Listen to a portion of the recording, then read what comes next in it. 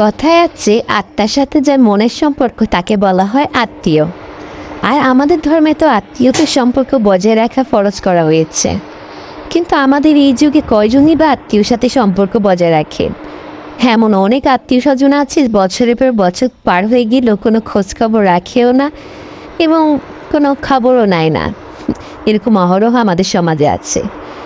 যাই হোক, গত বছর আপনাদের ভাইয়ের দেশে থাকা অবস্থায় আমরা গিয়েছিলাম আমাদের এক রিলেটিভের বাসায়। সেখানে গিয়ে আমরা কি করেছি সেটা নিয়ে আমি একটা ছোট ব্লগ ভিডিও তৈরি করেছি, সেটা আপনাদের সাথে এখন শেয়ার করছি। আশা করছি ভালো লাগবে। ভালো লাগলে অবশ্যই লাইক কমেন্ট শেয়ার করে আমার পেজের সাথে থাকবেন। যারা ইউটিউব থেকে দেখছেন চ্যানেলটা সাবস্ক্রাইব করে দিবেন। ধন্যবাদ। হ্যালো, আসসালামু আলাইকুম। সবার কার কি অবস্থা? সবাই কেমন আছেন? আশা করছি সবাই ভালো আছেন। আমার এই যে একটা ভিডিও দেখছেন, এটা ছিল গত বছরের একটা ভিডিও। কোনো একদিন আপনাদের ভাইয়া ছুটির দিনে আমাকে বলেছিল যে তার এক রিলেটিভের বাসায় যাবে আর কি, মানে তার মামাতো ভাইয়ের বাসায়। তো আমাকে বললো আমি যাব কি না। তা আমি আর না করিনি, কারণ এমনিতেই সহজে সে কোথাও যাওয়ার সময় পায় না। তো যেহেতু বলেছে এই জন্য আমিও রাজি হয়ে গিয়েছি। আর আমরা চলে এসেছিলাম সকাল সকালই চলে এসেছি, সকাল সকাল না আসলে 11:30 বা 12টার ভিতরে আমরা ভাইয়াদের বাসায় চলে এসেছিলাম। এটা ছিল আপনাদের ভাইয়ার আপন মামাতো ভাইয়ের বাসা। আর যেহেতু আপনাদের ভাইয়ের কোনো আপন ভাই নেই, সেহেতু তার কাজিন যে বড় ভাইয়েরা আছে তারা একদম আপন বড় ভাইয়ের মতোই। আর ভাইয়ারাও আমাদেরকে একদম মানে আপনাদের ভাইকে একদম ছোট ভাইয়ের মতো, আপন ছোট ভাইয়ের মতো এবং আমাকে বোনের মতোই কিন্তু আমাদেরকে ট্রিট করে, খুব আদর যত্ন করে, মানে অনেক ভালোবাসে আর কি। কারণ বিপদ আপদ হলে তারাই সবার আগে মানে এগিয়ে আসে, খোঁজ খবর নেয় সবসময়। এটাই তো আত্মীয়তার একটা বড় লক্ষণ।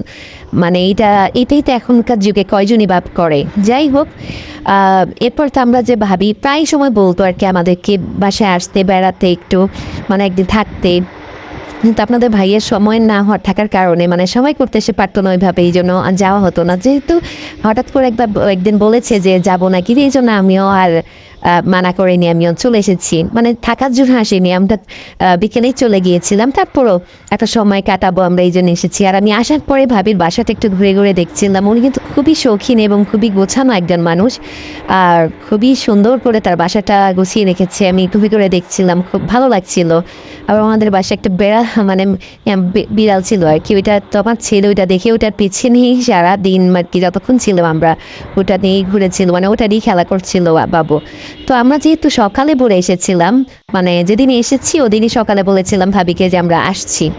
তো ভাবি এর মধ্যে যে এত কিছু আয়োজন করেছে আসলে ভাবতেই পারিনি। কম সময়ের মধ্যে উনি সকালে মানে এই যে মানে হালকা পাতলা নাস্তার জন্য এখানে পাস্তা করেছে, তারপরে এখানে জুস ছিল, কেক, তারপরে বিভিন্ন রকম মিষ্টি, অনেক কিছুই ছিল। তো আমার কাছে তো পাস্তাটা, ওনার হাতে পাস্তা খুবই ভালো লেগেছে। এরকম পাস্তা আমার কাছে খারাপ লাগে না, ভালোই লাগে। আর ড্রাই যে মিষ্টিগুলা, এই ছানা টাইপের মিষ্টিটাও আমার কাছে খুব ভালো লাগে। যাক, আমরা কিছুক্ষণ খাওয়া দাওয়া নাস্তা করার পরে কিছুক্ষণ গল্প গুজব করেছিলাম, কারণ অনেকদিন পরে যেহেতু এসেছি। এর মাঝে ভাবি কথাও বলেছে, আমাদেরকে সময়ও দিয়েছে। এর ফাঁকে ফাঁকে যে এই এত কিছু রান্না করেছে আসলে আমি খেয়ালও করিনি। উনি অনেক কিছু আয়োজন করে ফেলেছে। আর এইখানে যে কাবাবটা যে আমি এখন খাচ্ছি, এটা ভাবি নিজের হাতেই বানিয়েছিল, মানে আগেই বানিয়ে রেখেছে, ফ্রোজেন করে রেখেছিল, এখন ভেজে নিয়েছিল খাওয়ার আগে। এটা খুবই মজা ছিল। মানে আমি অনেক জায়গায় খেয়েছি কাবাব, মানে যত জায়গায় খেয়েছি সবারটাই মজা ছিল। মানে মজা করে কাবাব বানালে আসলে খুবই মানে ভালো লাগে। মানে এক একজনের হাতের টেস্টটা একরকম, যে এক এক রকম হয়, কিন্তু কোনোটাই খারাপ লাগেনি আমার কাছে, সবারটাই ভালো লেগেছে। তো যাই হোক, এরপর আমরা খুব ভালোভাবেই পেট ভরে সবাই মজা করে খেয়েছিলাম। খাওয়া দাওয়া শেষ করে এখানে আমার ছেলে তো, এই যে ভাবির একটা ভাগ্নি ছিল, এটা ওর নামটা আসলে আমার মনে নেই, ওর সাথেও কিন্তু আমার ছেলে খুব সুন্দর একটা সময় কাটিয়েছে, খেলাধুলা করছিল। আর ভাবি আমাকে একটা সুন্দর এই ইমোজিয়ালা পিলোগুলো গিফট করেছে দুইটা। ভাবির আবার একটা বুটিক হাউস আছে, উনি ড্রেস, তারপর বিভিন্ন রকম অর্নামেন্টস, এই যে জুয়েলারি, তারপর ব্যাগ, এগুলো সেল করে, অনলাইনেও করে। আর এই যে কেউ বললে উনি এরকম জুয়েলারি এগুলো এই যে পুতির বা মুক্তার বানিয়ে দেয়। তো আমাকে দেখাচ্ছিল আর কি, খুব সুন্দর। তো আমি দেখছিলাম, যদিও আমার এই ভিডিওটা এডিট করে মানে এখন ছাড়তে অনেক লেট হয়ে গিয়েছে, মানে আমার ফোনে অনেক প্রবলেম ছিল। যাই হোক, তারপরে এখন আপনাদের সাথে একটু শেয়ার করলাম। কেমন হয়েছে ভিডিওটা অবশ্যই কমেন্ট করে জানাবেন। সবাই ভালো থাকবেন। আল্লাহ হাফেজ।